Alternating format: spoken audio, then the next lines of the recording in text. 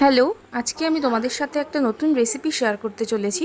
সেটা হলো মাছের ডিমের পাতোড়া। দেখো, মাছের ডিমটাকে প্রথমে ভালো করে ধুয়ে জল ঝরিয়ে নেওয়া হয়েছে। তারপরে একটা মিক্সিং বোল নিয়ে নেওয়া হলো এবং তার মধ্যে দিয়ে দেওয়া হলো অনেকক্ষণ আগে থেকে ভিজিয়ে রাখা মটর ডাল, রসুন, পেঁয়াজ কুচি, কাঁচা লঙ্কা এবং নারকেল কোড়া দিয়ে ভালো করে সেটাকে পেস্ট করে নিয়ে নেওয়া হলো।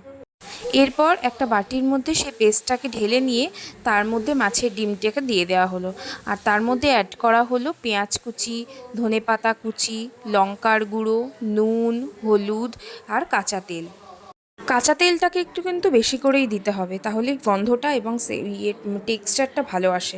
এরপর সবগুলোকে মেখে নিয়ে একটা কলা পাতা নিয়ে নেওয়া হয়েছে, কলা পাতার মধ্যে ঢেলে দেওয়া হলো।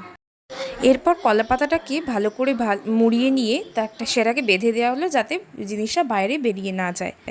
এরপর গ্যাসের মধ্যে একটা তাওয়া বসিয়ে কলা পাতাটাকে তার মধ্যে বসিয়ে দেওয়া হলো ভালো করে।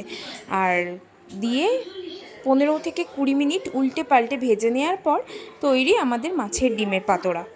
আমার শাশুড়ি মা এই মাছের ডিমের পাতোড়াটা খুব ভালো তৈরি করে, তাই জন্যই তোমাদের সাথে শেয়ার করা। বিশ্বাস করো বন্ধুরা, এটা খেতে খুব স্বাদ হয়েছিল এবং খুব ভালো হয়েছিল, সবাই বলেছে খুব ভালো হয়েছে খেতে। তো আমাদের বাড়িতে এই পাতোড়াটা মাঝে মাঝেই তৈরি করা হয়। যখনই মাছের ডিম আসে তখনই চেষ্টা করা হয় এই পাতোড়াটা তৈরি করার। তোমরা কে কে এই মাছের ডিমের পাতোড়া খেয়েছো আমাকে কমেন্ট করে জানিও, আর ভিডিওটা ভালো লাগলে একটা লাইক করে দিও। বাই।